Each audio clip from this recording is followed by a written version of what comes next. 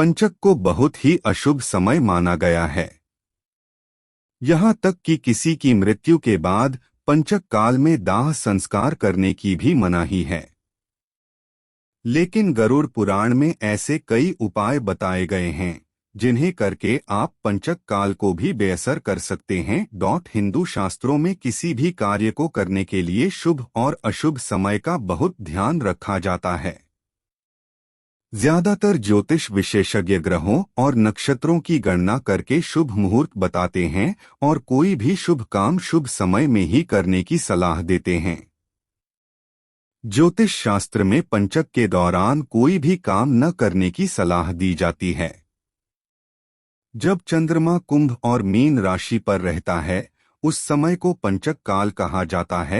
ऐसा माना जाता है कि पंचक काल में अंतिम संस्कार करने से उस घर में 5 अन्य सदस्यों की भी मौत होती है। लेकिन अगर कोई कार्य अति महत्वपूर्ण हो तो उसे पंचक के समय करने के लिए कुछ उपायों को करके पंचक के असर को बेअसर किया जा सकता है। गरुड़ पुराण में ऐसे कई उपायों के बारे में बताया गया है। आप भी जानिए इसके बारे में। 1. यदि किसी की मृत्यु के समय पंचक काल लगा हो और शव दाह करना अनिवार्य हो तो शव के साथ 5 आटे या कुश के पुतले बनाकर अर्थी के साथ रखने चाहिए और सभी का विधि विधान के साथ अंतिम संस्कार करना चाहिए। माना जाता है कि इससे पंचक का प्रभाव बेअसर हो जाता है और घर के सदस्यों पर आया संकट टल जाता है।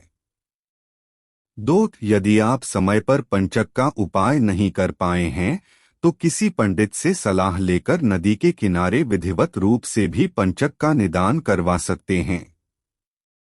इससे भी परिवार पर आए संकट की आशंका समाप्त हो जाती है। 3. यदि आपका मकान बन रहा है और उसकी छत डलने का काम होना है और पंचक लग गया है तो मजदूरों को मिठाई खिलाकर आप छत डलवाने का काम शुरू करवा सकते हैं।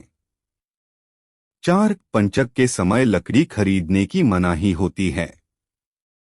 लेकिन अगर आपके घर में किसी की शादी के समय लकड़ी का फर्नीचर आदि लेना हो, समय का अभाव हो और पंचक लग गया हो तो गायत्री हवन करवाएं।